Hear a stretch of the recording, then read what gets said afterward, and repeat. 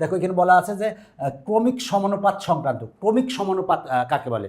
তাহলে বললাম যে একই জাতীয় মনে করো তিনটা রাশি, সেটা হলো যে এ বি সি, সেটা হলো যে একই জাতীয় তিনটা রাশির যদি রাশির ক্ষেত্রে আমরা কখন বলতে পারবো সেটা ক্রমিক সমানুপাত, যদি প্রথম রাশি এবং দ্বিতীয় রাশির অনুপাত এবং দ্বিতীয় রাশি এবং তৃতীয় রাশির অনুপাত যদি সমান হয়, তাহলে তাকে আমরা বলবো ক্রমিক সমানুপাত। তাহলে প্রথম রাশি আর দ্বিতীয় রাশির অনুপাত, তাহলে প্রথম রাশির আর দ্বিতীয় রাশির অনুপাত, এরপরে দ্বিতীয় রাশি এবং তৃতীয় রাশির অনুপাত, দ্বিতীয় রাশি বি আর তৃতীয় রাশি হচ্ছে সি, এই অনুপাত দুইটা যদি সমান হয় তাহলে আমরা বলবো তাকে ক্রমিক সমানুপাত।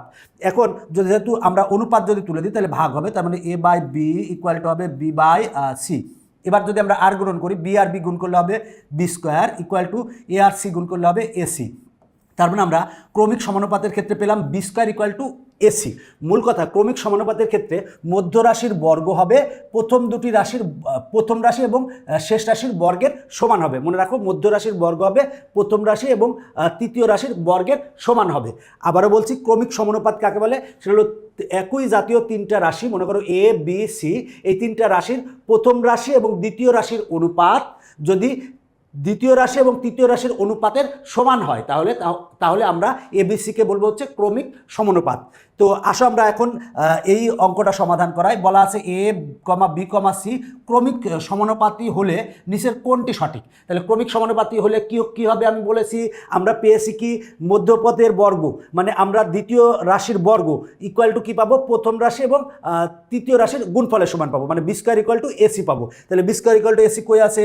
এই যে B square equal to AC আছে। তার মানে এইটা হবে অ্যান্সার, খ অ্যান্সার। কত সহজে বের করছি, এইভাবেই কিন্তু এটা আসে। তবে মনে রাখবা এবিসি ক্রমিক সমানুপাতি হবে যদি বি স্কয়ার ইকুয়াল টু এই যে মধ্য যে দ্বিতীয় রাশি আছে, দ্বিতীয় রাশির বর্গ ইকুয়াল টু প্রথম এবং তৃতীয় রাশির বর্গের সমান হয়, তাহলে প্রথম এবং তৃতীয় রাশির গুণফলের সমান হয়, মানে বি স্কয়ার ইকুয়াল টু যদি এসি হয় তাহলে আমরা বলবো এবিসি ক্রমিক সমানুপাতি। এখন আমরা 18 সমাধান করাবো, নিচের কোনগুলো ক্রমিক সমানুপাতি। তাহলে ক্রমিক সমানুপাতি হতে হলে কি হবে? তিনটা রাশি আছে, মাঝখানেরটার বর্গের সমান ইকুয়াল টু কি হবে? প্রথম রাশি এবং তৃতীয় রাশির গুণফলের সমান হবে। তাহলে দেখো আমার 2কে বর্গ করলে 4 হবে, তাহলে 4 লিখলাম। 1 আর 8 যদি গুণ করি তাহলে কত হলো? 8 হলো। তার মানে এটা আর এটা কিন্তু সমান না, তার মানে এটা অ্যান্সার হবে না। এরপর দেখো আমরা যদি 12কে গুণ করি, 12কে স্কোয়ার করি, 12কে যদি বর্গ করি তাহলে 144 হবে। 8 এবং 16 যদি গুণ করলে হবে 128 হবে। তার মানে এই দুইটা কিন্তু সমান না, তার মানে এটাও অ্যান্সার না। এবার দেখো আমরা 6কে যদি বর্গ করি তার মানে হবে হচ্ছে 36, আর প্রথম রাশি এবং তৃতীয় রাশি যদি গুণ করি 4 আর 9 গুণ করলে কত হয়? 36। তার মানে দুইটা কিন্তু সমান, তার মানে অ্যান্সার হবে হচ্ছে ঘ। মাঝখানেরটা বর্গ করে আমরা প্রথম এবং তৃতীয়টার গুণফলের সমান পেয়েছি, সুতরাং অ্যান্সার হবে হচ্ছে এইটা। এরপরে দেখো পরেরটা বলা আছে নিচের কোনটি ক্রমিক সমানুপাতি? কোনটি ক্রমিক সমানুপাতি? তুমি নিজে নিজে চিন্তা করো কোনটা হবে, একটু চিন্তা করো, চিন্তা করলেই পারবা। দেখো যদি আমরা 4কে বর্গ করি, 4কে বর্গ করলে কত হবে? 4 4 আর 16, আর 8 আর 2 যদি গুণ করলে কত হবে? 16। তার মানে দুইটা সমান আসতেছে, মানে মাঝখানেরটাকে আমরা বর্গ করে প্রথমটা এবং তৃতীয়টার গুণফলের সমান পাচ্ছি, তার মানে এটা হবে হচ্ছে ক্রমিক সমানুপাতি। এবার দেখো এই অঙ্কটা একটি ক্রমিক সমানুপাতির প্রান্তীয় রাশি দুটি, প্রান্তীয় মানে প্রথম এবং তৃতীয় রাশি, তার মানে প্রান্তীয় রাশি 4 আর 16 দেওয়া আছে। প্রান্তীয় রাশি দুটি আছে হচ্ছে 4 এবং 16 হলে এর মধ্য সমানুপাতি কোনটি? এর মাঝখানেরটা কত হবে? তাহলে মাঝখানেরটা কত হবে বলো তো দেখি। এই দুইটার গুণফলের, দেখো আমরা আগে এই দুইটার গুণ করব, তাহলে 4 আর 16 যদি গুণ করলে কত হয়? 64। এখানে কি 64 হবে? না, এটার কিন্তু 64কে আমরা কি লিখতে পারি? 8 স্কোয়ার, তার মানে হবে হচ্ছে 8। দেখো 8কে যদি বর্গ করলে 64 হবে, আর 4 আর 16কে যদি গুণ করলে আমরা 64 পাবো। তার মানে আমার মধ্য সমানুপাতি কোনটা? মানে মধ্য সমানুপাতি হবে কত? 8 হবে, তার মানে খ অ্যান্সার। এখন আমরা এই অঙ্কটা সমাধান করাবো। দেখো বলা আছে পিকিউ আর ক্রমিক সমানুপাতি হলে এত এর মান কত? তাহলে দেখো আমরা ক্রমিক সমানুপাতি যদি হয় তাহলে আমরা কি পাবো? এই মাঝখানেরটার বর্গ, তার মানে মাঝখানেরটা বর্গ হচ্ছে কিউ স্কয়ার ইকুয়াল টু কত পাবো? সেটা হলো প্রথম এবং তৃতীয় রাশির গুণফল পাবো, তার মানে হবে হচ্ছে পি আর। তার মানে কিউ স্কয়ার ইকুয়াল টু পেলাম পি আর। এখন আমরা এই কিউ স্কয়ার যে জায়গায় আছে সে জায়গায় বসাই দিলে তার মান আমরা পেয়ে যাব। তাহলে আমরা পি স্কয়ার লিখলাম plus Q square equal to কত? P R. তাহলে আমরা পি আর লিখলাম। এবার কিউ স্কয়ার, এই যে কিউ স্কয়ারের জায়গায় আমরা কি লিখবো? কিউ স্কয়ারের জায়গায় লিখবো পি আর, তাহলে পি আর লিখলাম প্লাস আর স্কয়ার। এবার দেখো আমরা যদি কমন নেই, আমার উপরে কমন আসে কত, পি কমন নিলে হয় পি প্লাস আর, আর নিচে যদি আমরা কমন নিই আর, তাহলে হবে হচ্ছে পি প্লাস আর হবে, তাহলে এইটা আর এইটা কাটে, থাকে কত, পি বাই আর থাকে, পি বাই আর, তার মানে অ্যান্সার হবে কত, পি বাই আর। খ অ্যান্সার, দেখো খ অ্যান্সার, কত সহজ অঙ্ক, তোমাকে একটু প্র্যাকটিস করলেই তুমি পারবা।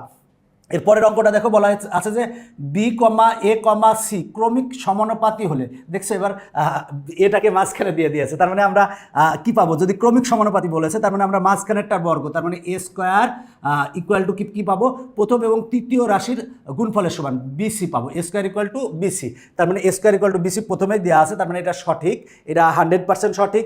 এরপরে দেখো এইখানে দেওয়া আছে 2 নাম্বারটা, তো যদি ক্রমিক সমানুপাতি হয় তাহলে আমরা লিখতে পারি B is to A, B is to A equal to A is to C, এটা লিখতে পারি। দেখো প্রথম রাশি এবং দ্বিতীয় রাশির অনুপাত ইকুয়াল টু দ্বিতীয় রাশি এবং তৃতীয় রাশির অনুপাত, আমরা কিন্তু এটা লিখতে পারি। এবার যদি আমরা ভাগ দিয়ে লিখি, যেহেতু অনুপাত আছে, অনুপাত যদি তুলে দিই তার মানে B by A equal to পাবো কত, আমরা এ বাই সি পাবো, এইটা পাবো। তাহলে দেখো তো আমার এইটা এখানে আসে নাকি, দেখো তো B by A equal to কি আছে, সি বাই এ আছে, এখানে এ বাই সি আছে, তার মানে এটা সঠিক না, এটা সঠিক না।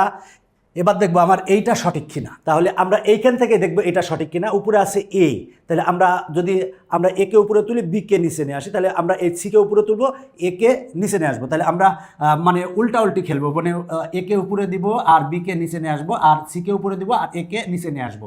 আমরা দেখো সেটাই করেছি, সেটা হলো যে একে উপরে দিয়েছি, বিকে নিচে নিয়ে আসছি, আর সিকে উপরে দিয়ে আসছি, একে নিচে নিয়ে আসছি। এখন এইখানে দেখো এ প্লাস বি আর এ মাইনাস বি, তার মানে আমরা যোজন বিয়োজন করব। যদি যোজন বিয়োজন করি তাহলে আমরা যোজন বিয়োজনের নিয়মটা কি, উপরেরটা যেটা আছে উপরে লিখবো, নিচে লিখবো, নিচেরটা উপরে যোগ আর নিচে বিয়োগ, এটাকে বলা হয় যোজন বিয়োজন। আমরা এই পক্ষে যোজন বিয়োজন করেছি, ওই পক্ষেও যোজন বিয়োজন করব। উপরে আছে সি, তাহলে সিটা উপরে লিখবো, নিচে লিখবো, আর নিচেরটা উপরে যোগ করব আর নিচে বিয়োগ করব, তাহলে সেটাই হবে হচ্ছে যোজন বিয়োজন। দেখো আমরা যোজন বিয়োজন করেছি, যোজন বিয়োজন করে কি আমরা এইটাই পেয়েছি, দেখো তো এইটা আর এইটা কিন্তু সেম, তার মানে এইটা আর এটা যেহেতু সেম, তার মানে এটা সঠিক, তার মানে আবার 1 আর 3 সঠিক, 1 আর 3 আছে গতে, তার মানে গ নং অ্যান্সার। এবার আমরা এই অঙ্কটা সমাধান করাবো। বলা আছে এ কমা বি কমা সি ক্রমিক সমানুপাতি হলে, ক্রমিক সমানুপাতি হলে কি হবে, এই যে মাঝখানেরটা বর্গ, তার মানে বি স্কোয়ার ইকুয়াল টু কি হবে, এসি হবে, তার মানে B square equal to AC আছে 1 নম্বর, তার মানে এটা হচ্ছে সঠিক।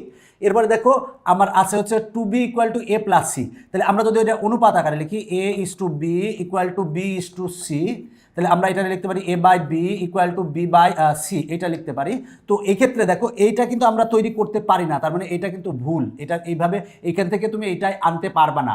কিন্তু এইটা আনতে পারি নাকি দেখি, সেটা হলো যে দেখো এখানে আছে হচ্ছে শুধু যোজন করা আছে, যোগ করছে, তার মানে আমরা যদি এটা যোজন করি, যোজন মানে কি, নিচেরটা উপরে যাই যোগ, তার মানে আমার দেখো নিচে যেটা আছে সেটা লিখবো, এবার উপরেরটার সাথে নিচেরটা যোগ করবো, তার মানে প্লাস বি ইকুয়াল টু, এই ক্ষেত্রে দেখো আমরা বি আমরা লিখলাম আর এখানে সি ছিল, সি লিখলাম, নিচেরটা উপরে খালি যাই যোগ করবো, সেটা হলো যোজন।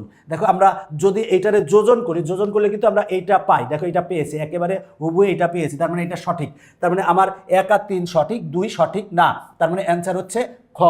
এবার আমরা এই অঙ্কটা দেখব। বলা আছে পি কমা কিউ কমা আর ক্রমিক সমানুপাতি হলে, যদি ক্রমিক সমানুপাতি হয় তাহলে কি হবে, এই মাঝখানেরটা বর্গ, তার মানে কিউ স্কোয়ার ইকুয়াল টু কি হবে, পি আর হবে, পি আর, তার মানে Q square equal to P R. দেখো তো এই অপশনে আছে, তার মানে এটা হচ্ছে সঠিক, তার মানে একটা সঠিক পেয়েছি। এখন দেখবো এইটা সঠিক কিনা, তাহলে দেখো আমরা যদি এটার অনুপাত আকারে লিখতে চাই, এটার অনুপাত আকারে লিখতে চাই, তাহলে কি লিখবো, সেটা হলো পি বাই কিউ, বা অনুপাত আকারে লিখবো। তার আগে আমরা লিখি প্রথম রাশি অনুপাত দ্বিতীয় রাশি, পি ইস টু কিউ। আচ্ছা, এবার দ্বিতীয় রাশি অনুপাত তৃতীয় রাশি, তার মানে কিউ ইস টু হচ্ছে আর, ইকুয়াল টু হবে সমান মাঝখানে, তাহলে এটা হচ্ছে ক্রমিক সমানুপাতির নিয়ম, সেটা হলো প্রথম রাশি ইস টু দ্বিতীয় রাশি, ইকুয়াল টু হবে দ্বিতীয় রাশি ইস টু তৃতীয় রাশি যখন ক্রমিক সমানুপাত বলবে।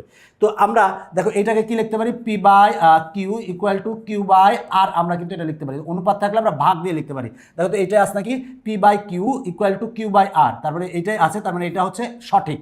এবার যদি আমরা আর গুণন করি এটা মিলে নাকি দেখি তো, যদি আর গুণন করি তাহলে পিএস, দেখো কিউ আর কিউ গুণ করলে কত হবে, Q square equal to P R আর গুণ করলে কত হবে, পি আর, তার মানে এইটা হবে না কিন্তু, তার মানে এটা কিন্তু ভুল, তার মানে অ্যান্সার হবে 1 ও 3, 1 ও 3 আছে খতে, তার মানে খ অ্যান্সার।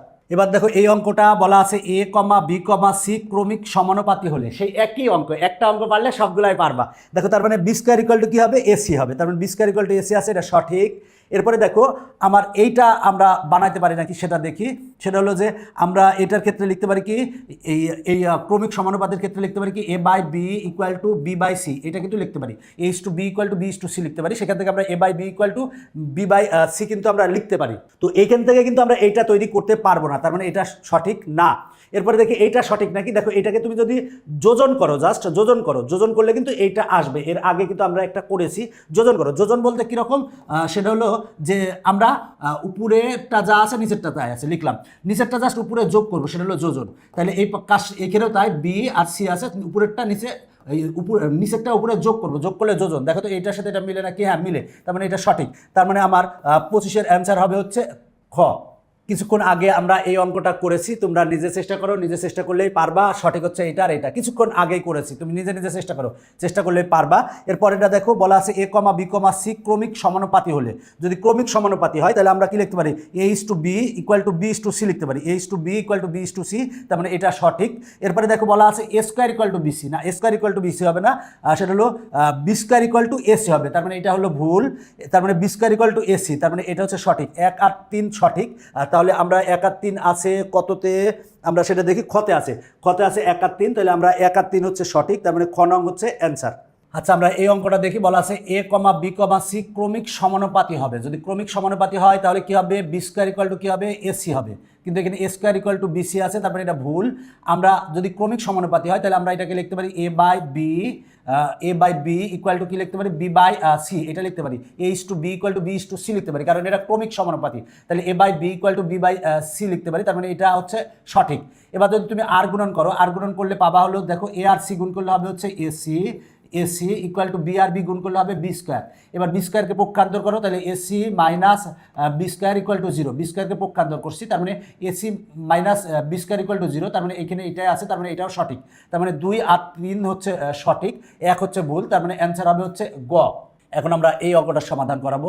R, S, T ক্রমিক সমানুপাতি হলে। ক্রমিক সমানুপাতি হলে কি হবে, R/S, মানে R/S = হবে S/T, S/T, এইটাই কিন্তু আছে, তার মানে এটা হচ্ছে সঠিক। এরপরে বলা আছে প্রতিটি অনুপাতের মান এত। দেখি তো প্রতিটি অনুপাতের মান এত কিনা। সেটা হলো আমরা এটা পেয়েছি, এখন এটাকে আমরা যদি যোজন করি, যোজন করলে কি করব, সেটা হলো যে R আর S আমরা লিখলাম, R আর S লিখলাম, S উপরে খালি আমরা যোগ করলাম, যোজন। তাহলে এই পক্ষে আমরা যোজন করব, তাহলে S লিখলাম আর T লিখলাম, এবার T উপরে যোগ করব, এটা হলো যোজন। তার মানে আমরা যোজন করেছি। এখন আমরা এইটারে এইখানে দিব, এইটারে এইখানে দিব, একান্তরকরণ করব, তাহলে R + S এটা লিখলাম। এবার আমরা এইটারে এইখানে দেবো আর এইটারে এইখানে দেবো, তার মানে S + T = হবে S/T, S/T। দেখো আমরা এইটারে এইখানে দিয়েছি, এইটারে এইখানে দিয়েছি, আমরা কিন্তু সেটা দিতে পারি। দেখো এইটা আর এটা কিন্তু এক, তার মানে আমরা S/T = এইটা পেয়েছি। আবার আমরা যেহেতু এইটা আর এটা সমান, তার মানে আমরা কিন্তু এইটা পাবো যদি আমরা আবার ক্যালকুলেশন করি। তার মানে প্রতিটি অনুপাতের মান কিন্তু এটা কিন্তু সঠিক। এটা যদি তুমি বড় করে করতে চাও সেক্ষেত্রে অনেক বড় হয়ে যাবে, বাট এটা হচ্ছে সহজ সিস্টেম যে তুমি যোজন করো, যোজন করে একান্তর করো, তাহলে আমরা S/T = এইটা পেয়েছি, এইটা মানে এইটা, তার মানে এইটা আর এটা যেহেতু সমান, তার মানে আমরা এইটা = এইটা পাবো, তার মানে হচ্ছে প্রতিটি অনুপাতের মান হবে হচ্ছে এত, এটা হচ্ছে সঠিক। এবার বলা আছে আর S = ST, এটা সঠিক না, তার মানে 1 ও 2 সঠিক, তার মানে ক অ্যান্সার। এরপরে দেখো আমরা এই অঙ্কটা সমাধান করাবো। বলা আছে A, B, C, D ক্রমিক সমানুপাতি হলে। এর আগে কিন্তু 3টা রাশি ছিল, এখন রাশি আছে কয়টা, 4টা। 4টা রাশি যদি ক্রমিক সমানুপাতি হয় তাহলে নিয়ম প্রথম দুটি রাশির অনুপাত, তার মানে A/B = হবে কি, দেখো A/B = হবে B/C = হবে C/D, তার মানে হবে B/C = C/D, এটা কিন্তু হবে, এটা মনে রাখবা। তাহলে দেখো আমরা এই ক্ষেত্রে কি পাবো, C² = BD, C² = BD পাই নাকি, আমরা এইটা এইটা যদি লিখি, দেখো আমার আরও সহজ কথা, মাঝখানে আছে C, তাহলে C² কি পাবো, আমরা এই BD কিন্তু পাবো। আমরা এইটার ক্ষেত্রে দেখি, এখানে যদি আমরা অনুপাত আছে আমরা ভাগ দিয়ে লিখতে পারি B/C = C/D। এবার যদি আর গুণন করো, তার মানে আমরা C² = BD পাবো, C² = BD পাচ্ছি, এটা হচ্ছে সঠিক। এরপরে দেখো A/B = C/D, দেখো A/B আমরা কিন্তু C/D লিখতে পারি, এইটা কিন্তু আমরা এইটা লিখতে পারি, কারণ এইটা এইটা, তাহলে এইটা লিখতে পারি, আবার এইটা লিখতে পারি, তার মানে এই দুইটা হচ্ছে সঠিক, তার মানে এটাও আমরা সঠিক লিখতে পারি।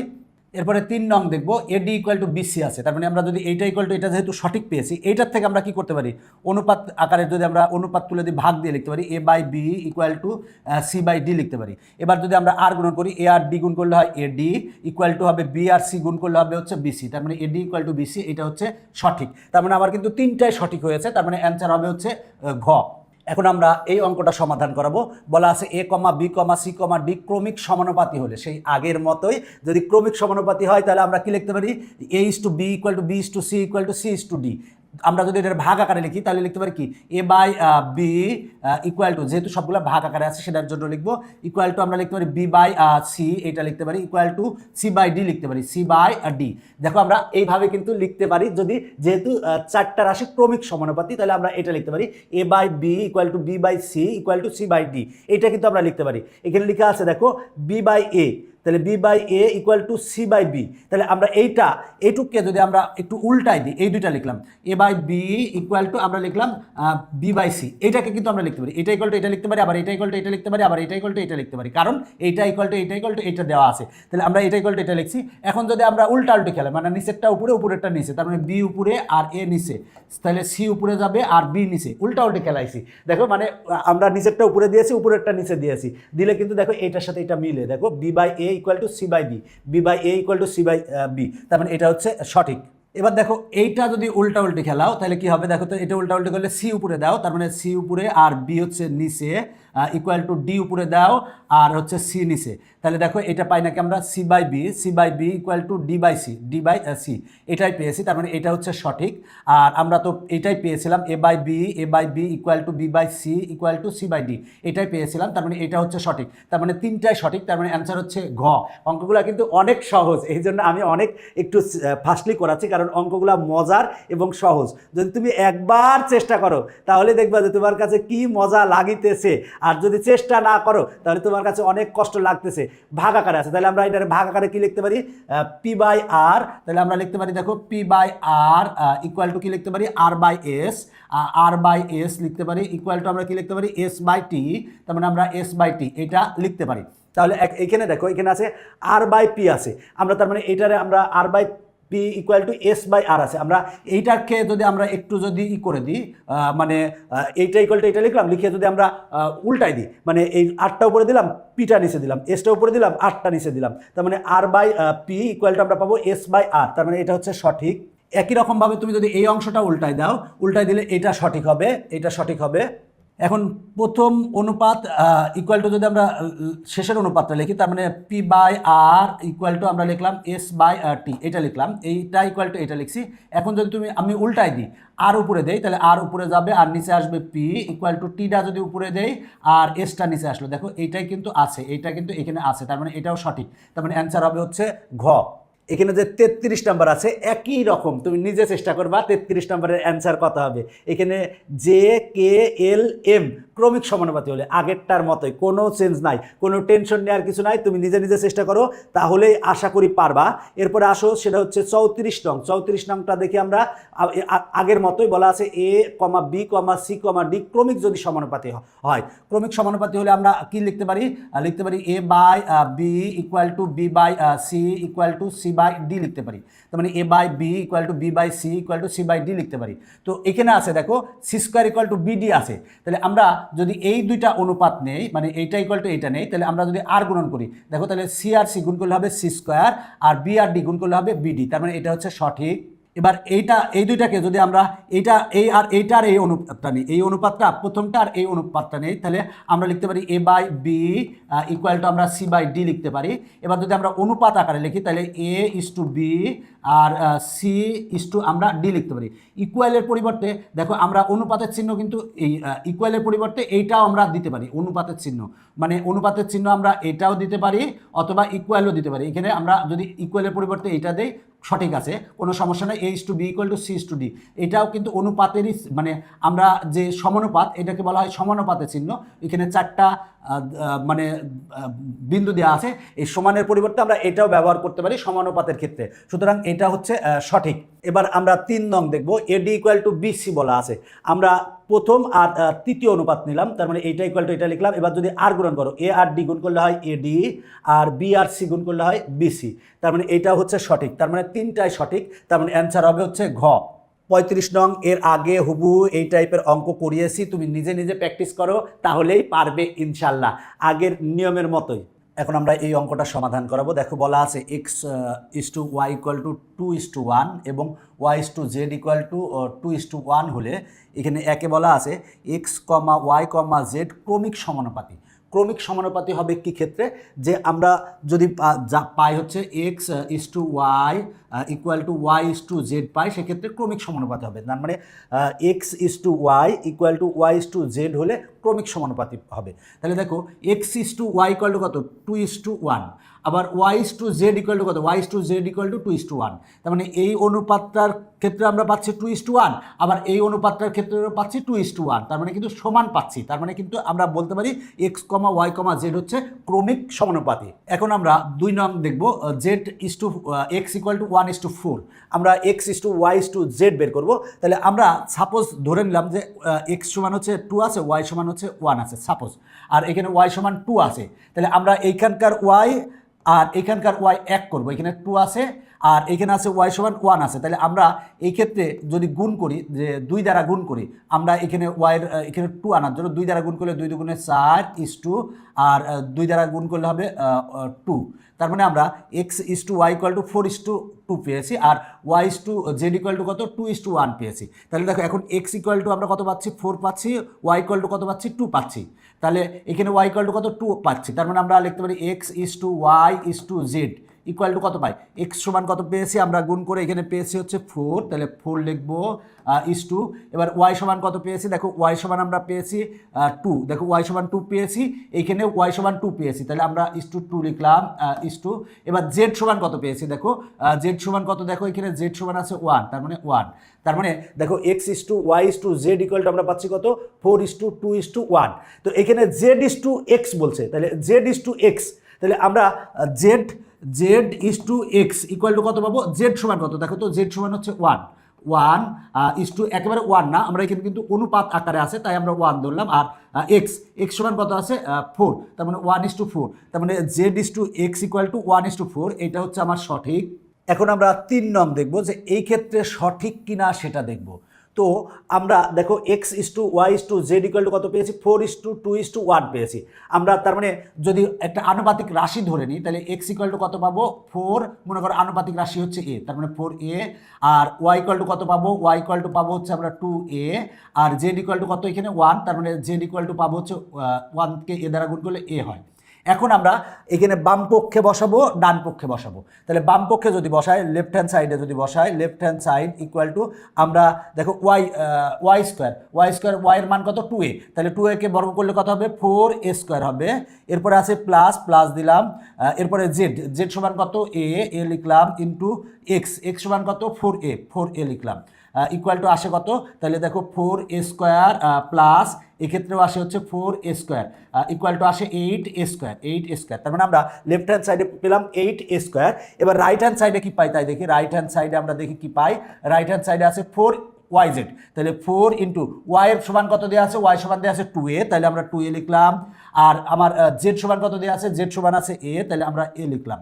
এবার 4 দুগুণে 8, আর এ গুণ করলে হবে a²। তার মানে আমরা রাইট হ্যান্ড সাইডেও পেয়েছি 8a², আর লেফট হ্যান্ড সাইডেও পেয়েছি 8a²। তার মানে কিন্তু আমরা লেফট হ্যান্ড সাইডে যা পেয়েছি রাইট হ্যান্ড সাইডেও তাই পেয়েছি। তাহলে আমরা সেক্ষেত্রে এটাও সঠিক বলতে পারি, কারণ লেফট হ্যান্ড সাইডে যা পেয়েছি রাইট হ্যান্ড সাইডেও তাই পেয়েছি। এটা কিভাবে করেছি আরেকবার বলতেছি, সেটা হলো আমরা X is to Y is to Z equal to আমরা পেয়েছি 4:2:1। আমরা যদি এই অনুপাত তুলে দিই, তাহলে একটা আনুপাতিক রাশি ধরে নিলাম a, তাহলে এক্স সমান কত হবে 4a, ওয়াই সমান কত হবে 2a, আর জেড সমান কত হবে a। এই মানগুলো আমরা লেফট হ্যান্ড সাইডে বসাবো, রাইট হ্যান্ড সাইডে বসাবো। লেফট হ্যান্ড সাইডে যা আসে রাইট হ্যান্ড সাইডেও তাই আসে, তার মানে তিনটাই কিন্তু সঠিক। তার মানে অ্যান্সার হবে হচ্ছে ঘ। তার মানে দেখো আমার কিন্তু টাইপ 2 শেষ আজকে।